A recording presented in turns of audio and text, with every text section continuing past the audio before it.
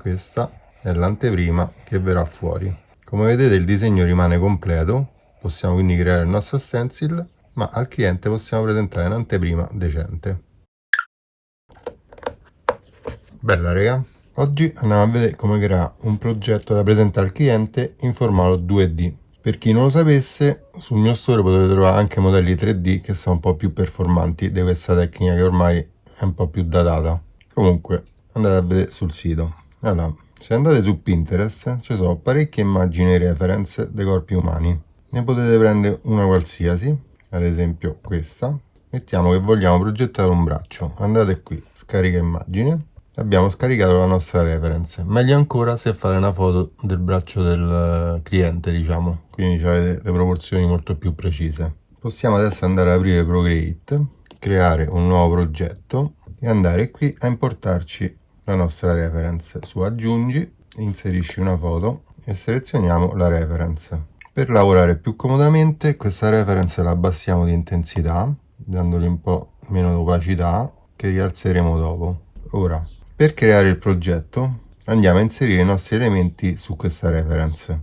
Io mi sono scaricato un po' delle cose, andiamo sempre su inserisci foto, mettiamo per prima cosa uno sfondo tipo questo, andiamo qui su livelli e facciamo come metodo di fusione moltiplica, in modo che ci rimuove tutto il bianco in automatico. Ce lo posizioniamo e lo ridimensioniamo e dai, ad esempio questo secondo me sta bene qui sulla spalla, in questo modo. Io generalmente mi creo prima lo sfondo per poi applicare sopra le immagini. C'è anche questo che mi piaceva tanto, sempre su moltiplica. Questo ad esempio lo possiamo far finire qui, in questo modo, così, magari anche un po' più su, qua.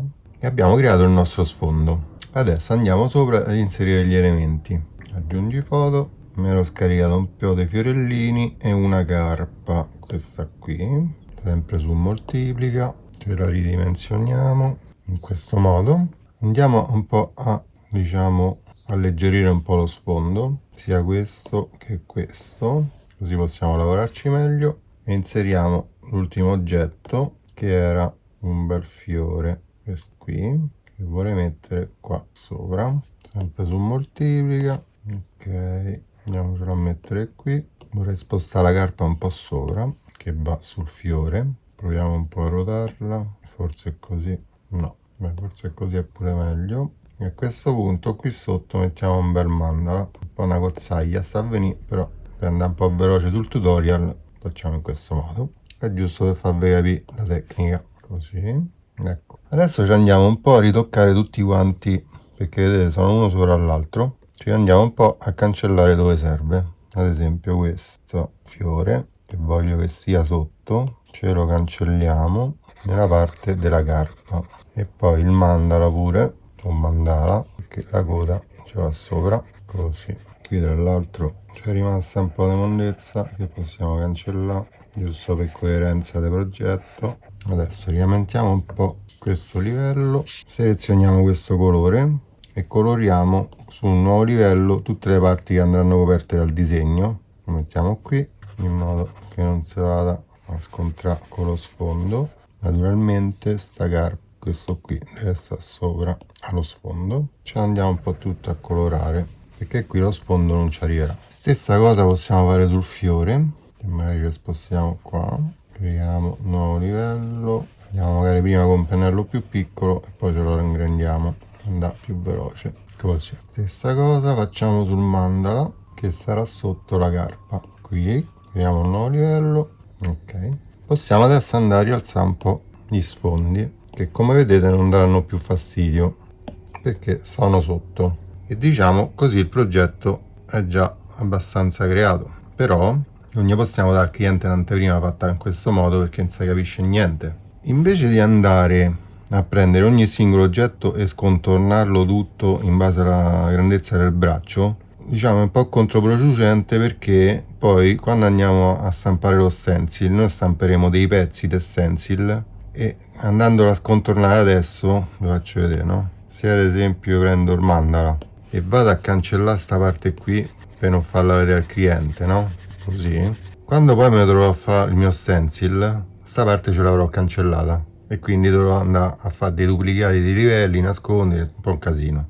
Invece di fare questa cosa facciamo in questo modo: andiamo qui, facciamo duplica, così abbiamo un duplicato della reference, poi facciamo con lo strumento selezione automatico, ci selezioniamo il bianco, possiamo anche mettere uno sfondo diverso per vedere quello che dobbiamo cancellare. Vedete, questa zona qui è tutta da cancellare. Possiamo poi fare seleziona automatico, selezioniamo la parte bianca, selettore, e ce la spostiamo fuori per cancellarla. In questo modo abbiamo la nostra referenza pulita.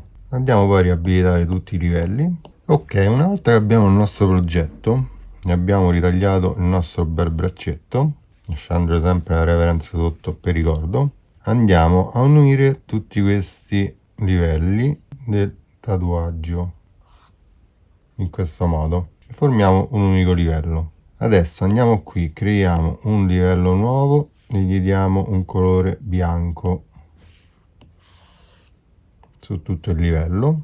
Ora andiamo sempre sui livelli, ci selezioniamo il nostro disegno e facciamo maschera di ritaglio. Come vedete, in questo modo lui ha, diciamo, ritagliato in automatico tutto il progetto e volendo ce lo possiamo anche andare ad adattare in questo modo. Quando poi vogliamo creare il nostro stencil con tutto il progetto, ci basterà qui andare, disattivare maschera di ritaglio e andare a creare un livello sopra questo per farci il nostro stencil.